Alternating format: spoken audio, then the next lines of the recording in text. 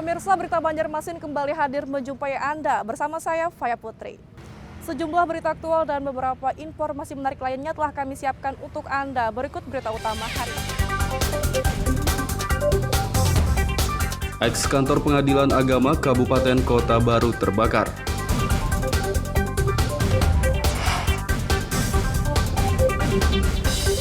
Puluhan rumah rusak diterjang angin puting beliung.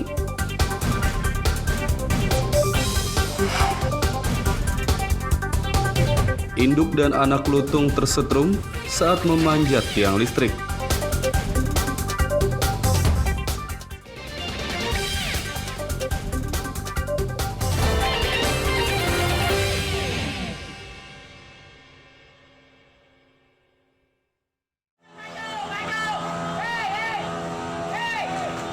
Ex-kantor Pengadilan Agama Kabupaten Kota Baru di kawasan Zamrud, RT 18 Desa Dirgahayu, Pulau Laut Utara, Minggu pagi terbakar.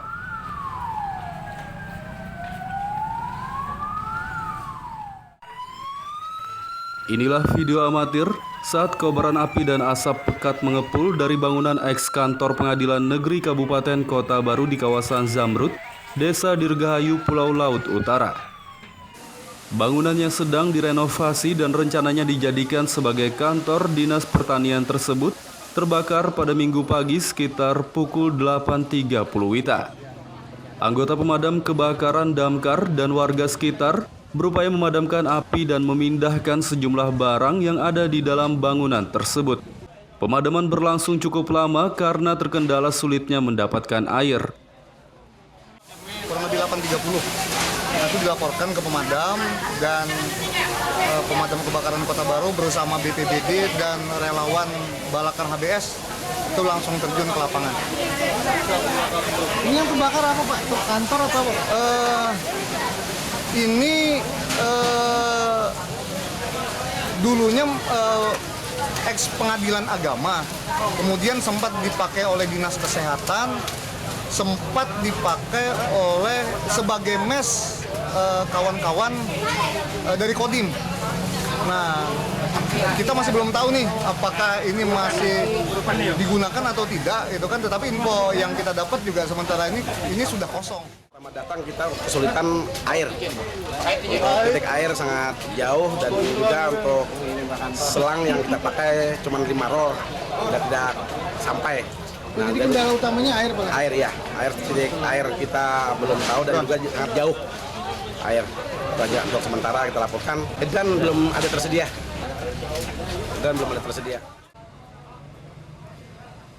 Tidak ada korban jiwa dalam peristiwa kebakaran ini, sementara penyebab kebakaran belum diketahui.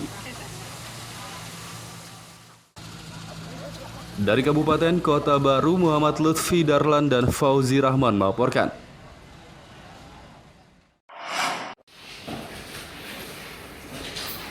Kedua terdakwa kasus korupsi pembangunan siring Sungai Atalaut di Kabupaten Tapin Jumat siang kembalikan uang kerugian negara sebesar Rp522 juta.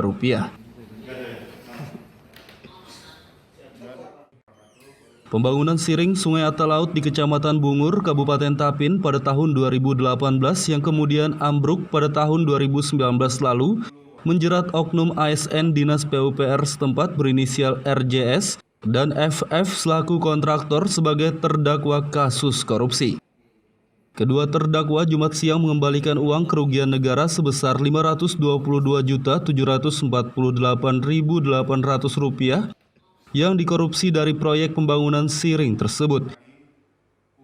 Kepala Kejaksaan Negeri Tapin Zainul Arifin Nawir mengatakan, pengembalian uang kerugian negara oleh kedua terdakwa dapat dijadikan pertimbangan majelis hakim pada saat putusan persidangan.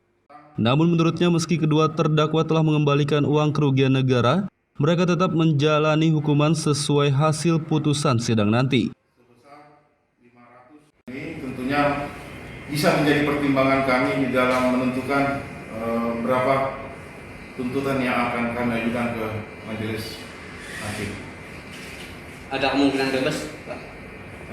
Kalau kemungkinan bebas, insya Allah tidak ada, karena pengembalian kerugian negara ini sudah merupakan bukti bahwa telah terjadi tindak pidana korupsi di Kabupaten Tapin, khususnya pembangunan tebing di Atalaut.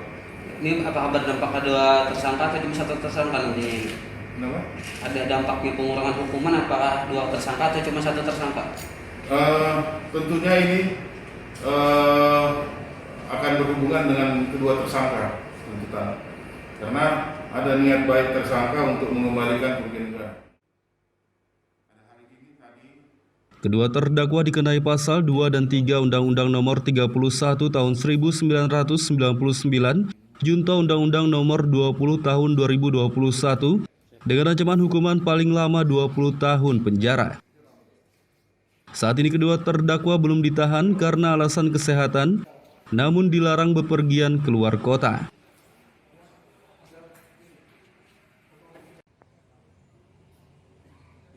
Dari Kabupaten Tapin, Muhammad Lutfi Darlan dan Abdillah melaporkan.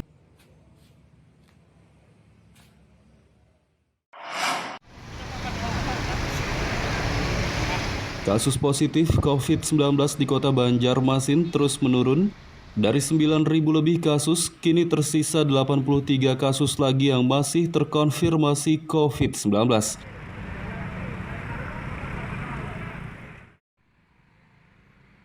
Kepala Dinas Kesehatan Banjarmasin, Mahli Riyadi mengatakan, angka penyebaran kasus positif COVID-19 di Banjarmasin terus menurun. Sebelumnya kasus positif COVID-19 di kota berjuluk 1000 sungai ini mencapai 9.256, namun kini tersisa 83 kasus lagi yang masih terkonfirmasi COVID-19. Dari 83 penderita COVID-19, 55 diantaranya dirawat di rumah sakit, dan 28 lainnya isolasi mandiri. Jadi kami ingin informasikan bahwa kasus COVID di Banjarmasin alhamdulillah mengalami penurunan yang sangat signifikan. Keberhasilan Banjarmasin dalam menangani pandemi COVID-19 ini tentu tidak pernah terlepas dari kerjasama yang kuat antara TNI, Polri sebagai anggota dari tim Satgas COVID-19 bersama-sama dengan Dinas Kesehatan selama ini, ya tentunya membuahkan hasil. Kita mampu menahan lajunya pertumbuhan atau perkembangan penyebaran COVID di Kalimantan Selatan, sehingga Banjarmasin saat ini ya berada pada posisi 83 orang yang positif, yang kasusnya yang aktif. Nah, hanya 83 orang saja saat ini di Banjarmasin. Masyarakat Banjarmasin tetap diimbau untuk menaati protokol kesehatan agar kasus positif COVID-19 tidak bertambah lagi.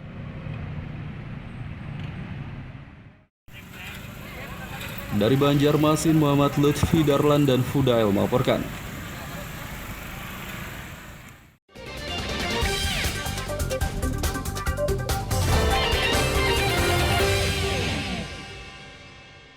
Pemirsa, masih bersama kami dalam Berita Banjarmasin.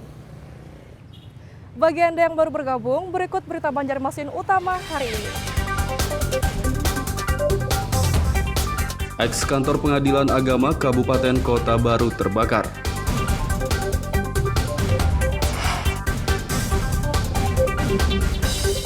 Puluhan rumah rusak diterjang angin puting beliung.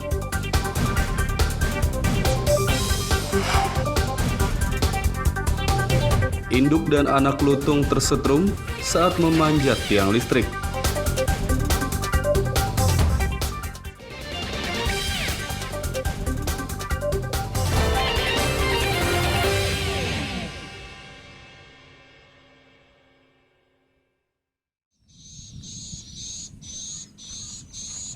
Puluhan rumah di Desa Penggalaman, Kecamatan Martapura Barat, Kabupaten Banjar, rusak diterjang angin puting beliung pada Jumat sore. Beginilah kondisi puluhan rumah di Desa Penggalaman, Kecamatan Martapura Barat, Kabupaten Banjar, yang rusak akibat terjangan angin puting beliung. Saat dipantau pada Sabtu siang, sebagian dari rumah yang diterjang puting beliung mengalami rusak berat, bahkan ada yang hanya tersisa pondasi dan lantai saja karena dinding dan atapnya ambruk. Kepala desa setempat Nur Ifansah mengatakan bencana angin puting beliung terjadi di saat hujan lebat pada sekitar pukul 16 WITA. Menurutnya rumah yang terdampak angin puting beliung berjumlah 27 unit, 15 diantaranya mengalami rusak berat, 5 rusak sedang, dan 6 rusak ringan. Rata ada 15 yang rusak berat, ada 5 yang rusak sedang, ada 6 yang rusak ringan. Kondisi warga sendiri Pak setelah rumahnya yang terdampak puting beliung ini kemana diungsikan Pak? Diungsikan kita alhamdulillah bikin posko di sini dan posko di musola itu kita bikin tadi malam saya bikinkan posko tempatnya di sini untuk dapur umum sekaligus. Warga luka Ada warga luka 3 orang tapi luka ringan aja. Nur Ipansah menambahkan selain puluhan rumah rusak, 3 warga juga mengalami luka ringan akibat tertimpa material bangunan rumah yang ambruk diterjang puting beliung.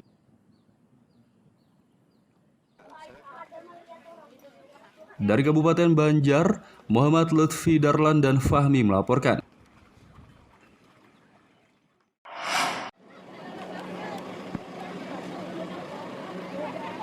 Korban terdampak bencana angin puting beliung di Desa Penggalaman, Kecamatan Martapura Barat, Kabupaten Banjar, Sabtu siang menerima bantuan dari pemerintah setempat.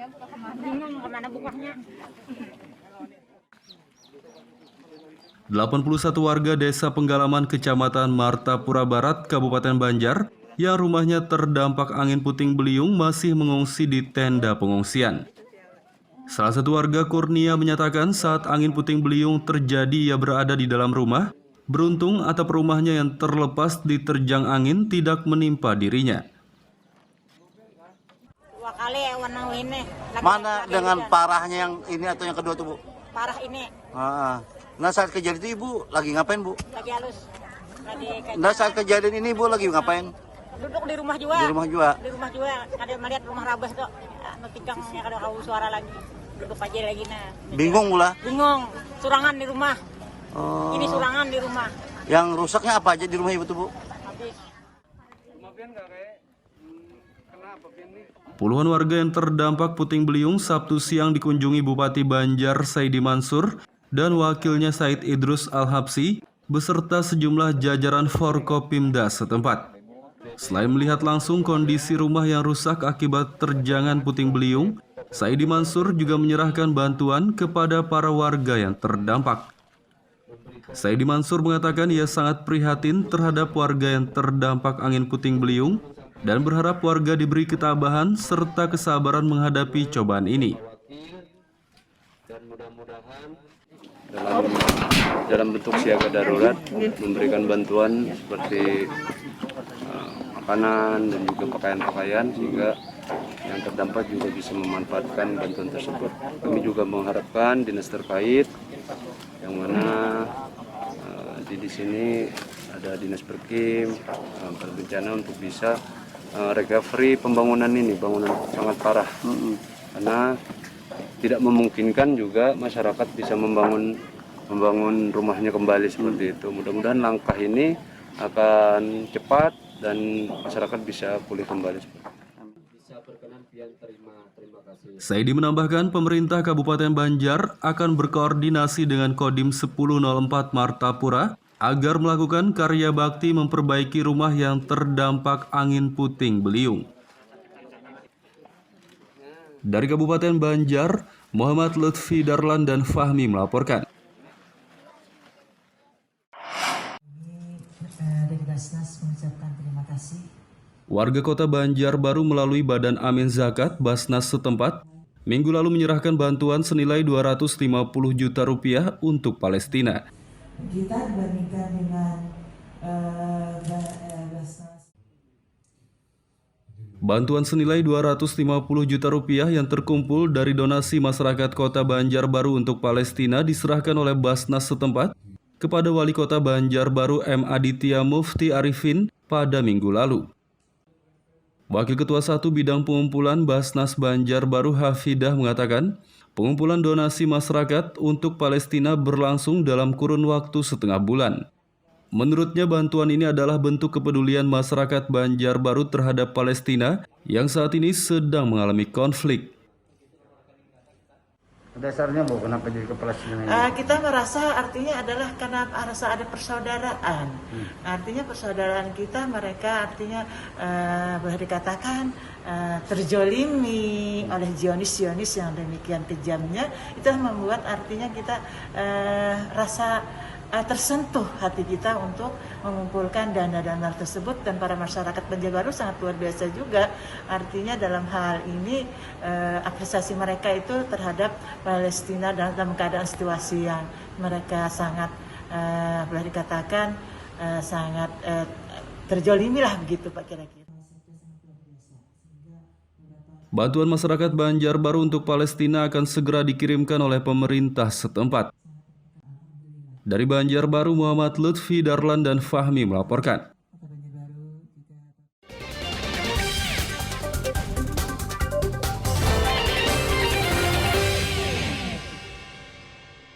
Pemirsa, masih bersama kami dalam Berita Banjarmasin.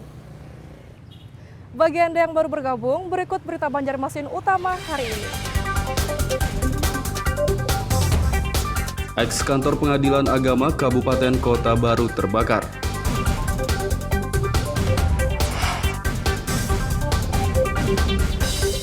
Puluhan rumah rusak diterjang angin puting beliung.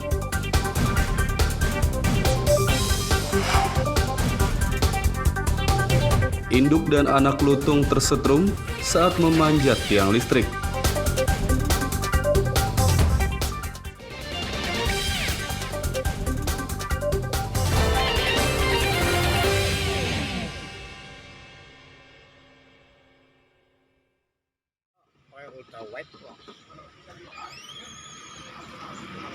Induk dan anak lutung tersetrum saat memanjat tiang listrik di kawasan Bawang Putih, Sungai Andai, Banjarmasin Utara. Induk lutung mati sementara anaknya bisa diselamatkan.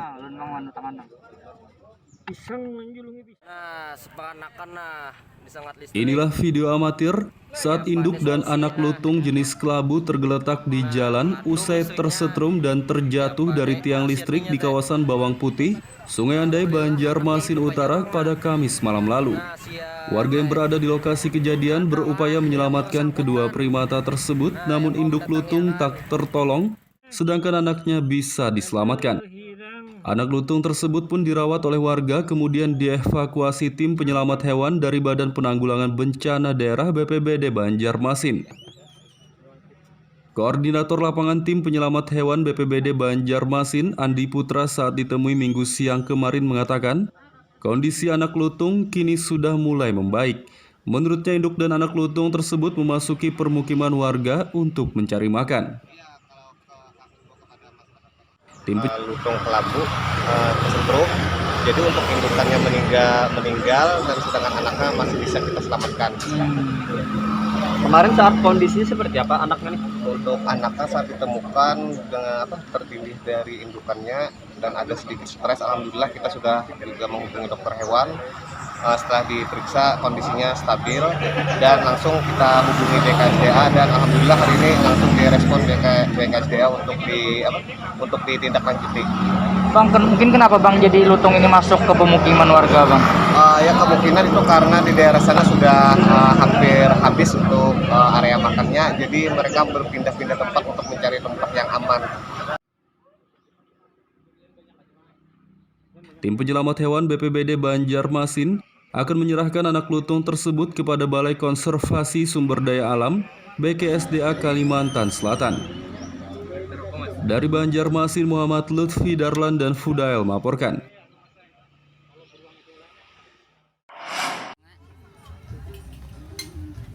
Harga bawang merah di pasar tradisional Kota Banjarmasin diperkirakan bakal naik karena sejak beberapa hari terakhir pasokan bawang merah dari Bima, Nusa Tenggara Barat belum juga tiba.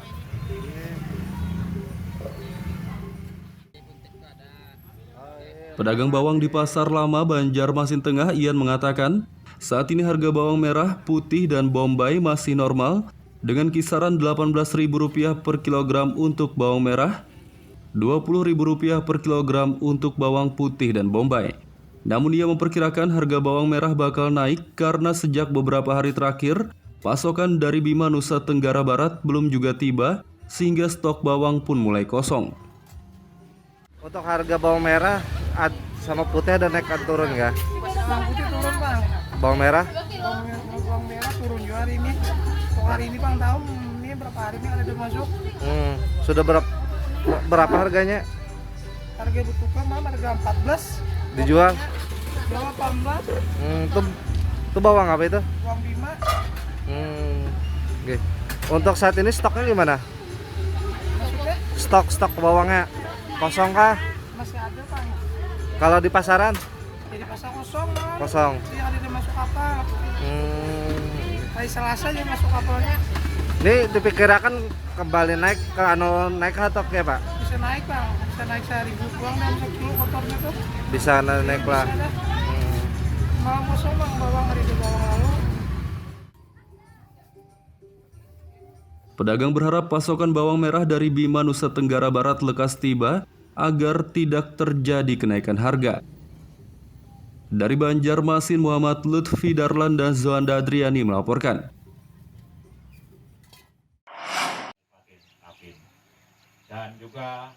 Untuk melestarikan lingkungan, pemerintah Kabupaten Tapin menggelar kegiatan penanaman pohon di sepanjang bantaran Sungai Tapin di Desa Masta, Kecamatan Bakarangan.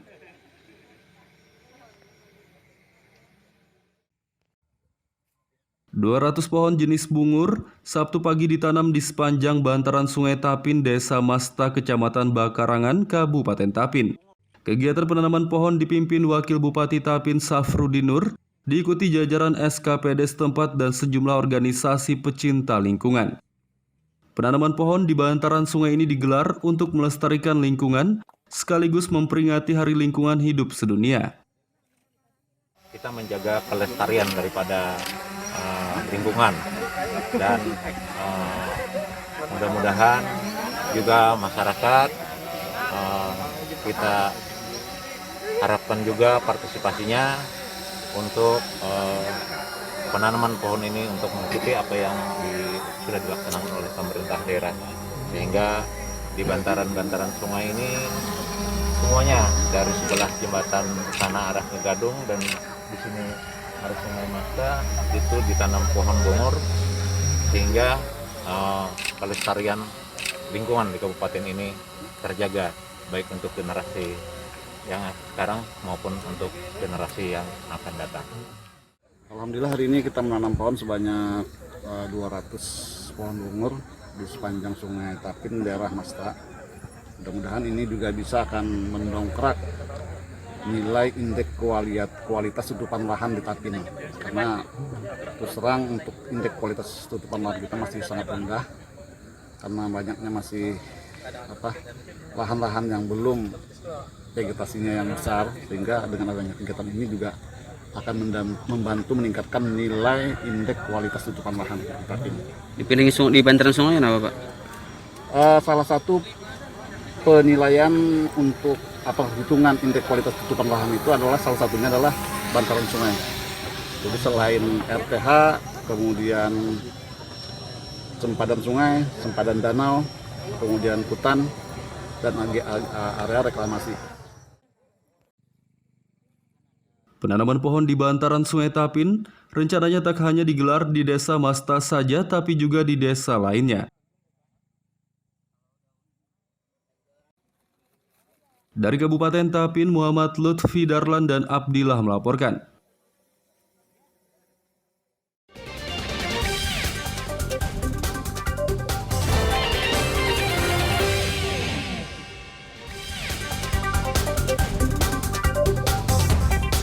Eks-kantor Pengadilan Agama Kabupaten Kota Baru terbakar.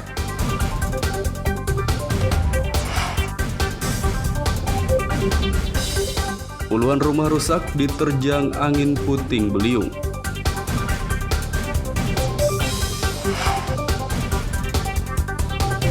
Induk dan anak lutung tersetrum saat memanjat tiang listrik.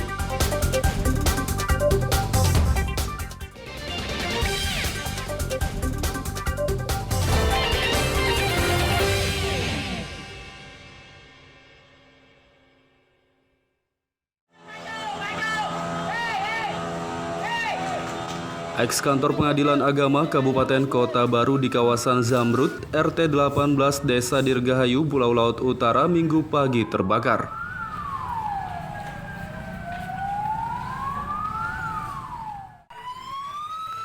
Inilah video amatir saat kobaran api dan asap pekat mengepul dari bangunan eks-kantor Pengadilan Negeri Kabupaten Kota Baru di kawasan Zamrud, Desa Dirgahayu, Pulau Laut Utara.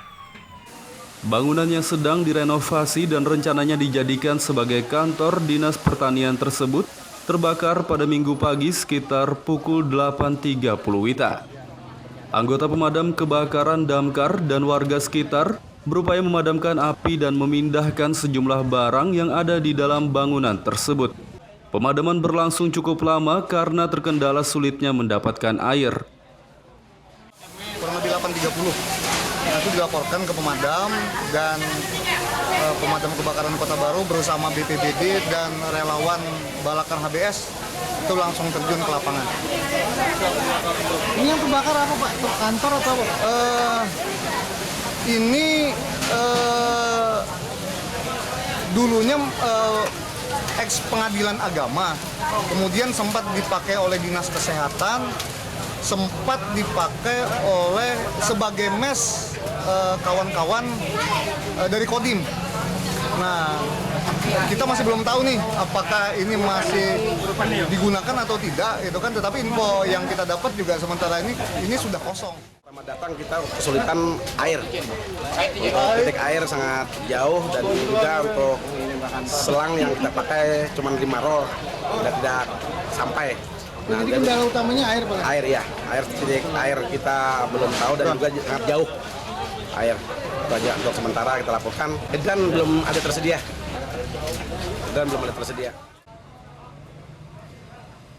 Tidak ada korban jiwa dalam peristiwa kebakaran ini, sementara penyebab kebakaran belum diketahui. Dari Kabupaten Kota Baru, Muhammad Lutfi Darlan dan Fauzi Rahman melaporkan.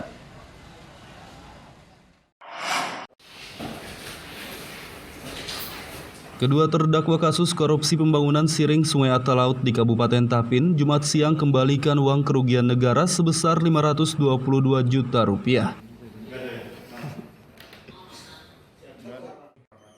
Pembangunan siring Sungai Atta Laut di Kecamatan Bungur, Kabupaten Tapin pada tahun 2018 yang kemudian ambruk pada tahun 2019 lalu menjerat oknum ASN Dinas PUPR setempat berinisial RJS dan FF selaku kontraktor sebagai terdakwa kasus korupsi.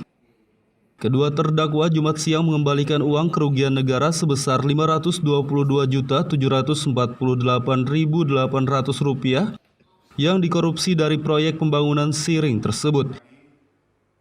Kepala Kejaksaan Negeri Tapin Zainul Arifin Nawir mengatakan, pengembalian uang kerugian negara oleh kedua terdakwa dapat dijadikan pertimbangan majelis hakim pada saat putusan persidangan. Namun menurutnya meski kedua terdakwa telah mengembalikan uang kerugian negara, mereka tetap menjalani hukuman sesuai hasil putusan sidang nanti. Ini tentunya bisa menjadi pertimbangan kami di dalam menentukan berapa tuntutan yang akan kami ajukan ke majelis hakim. Ada kemungkinan bebas, Pak? Kalau kemungkinan bebas, insya Allah tidak ada, karena pengembalian kerugian negara ini sudah merupakan bukti bahwa telah terjadi tindak pidana korupsi di Kabupaten Tapin, khususnya pembangunan tebing di Atta Laut. Ini apakah berdampak pada tersangka atau cuma satu tersangka nanti? Kenapa? Ada dampaknya pengurangan hukuman apakah 2 tersangka atau cuma 1 tersangka? Tentunya ini akan berhubungan dengan kedua tersangka tuntutan, karena ada niat baik tersangka untuk mengembalikan kerugian negara. Kedua terdakwa dikenai pasal 2 dan 3 Undang-Undang Nomor 31 Tahun 1999, Junto Undang-Undang Nomor 20 Tahun 2021, dengan ancaman hukuman paling lama 20 tahun penjara. Saat ini kedua terdakwa belum ditahan karena alasan kesehatan, namun dilarang bepergian keluar kota.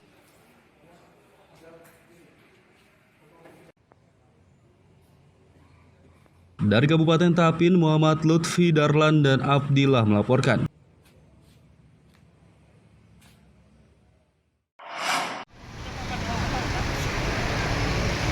Kasus positif COVID-19 di Kota Banjarmasin terus menurun. Dari 9.000 lebih kasus, kini tersisa 83 kasus lagi yang masih terkonfirmasi COVID-19.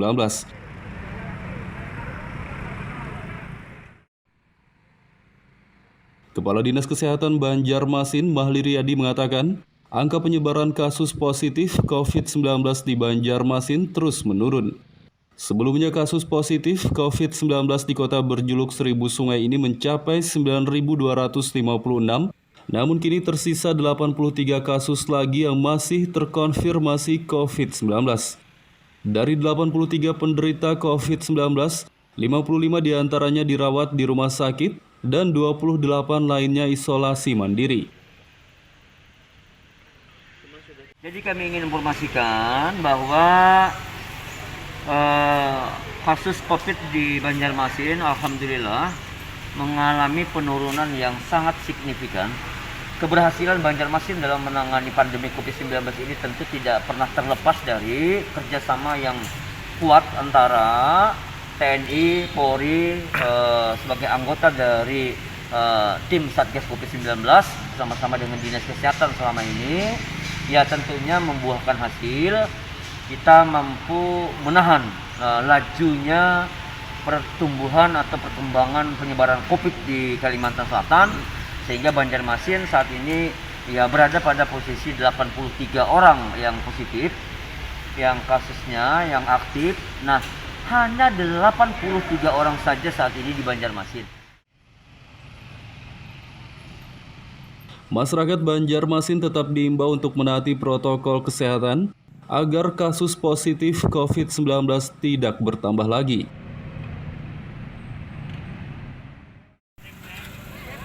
Dari Banjarmasin, Muhammad Lutfi Darlan dan Fudail melaporkan. Pemirsa, informasi tadi sekaligus menutup perjumpaan kita kali ini. Saya Faya Putri beserta redaksi mengucapkan selamat beraktivitas, sampai jumpa.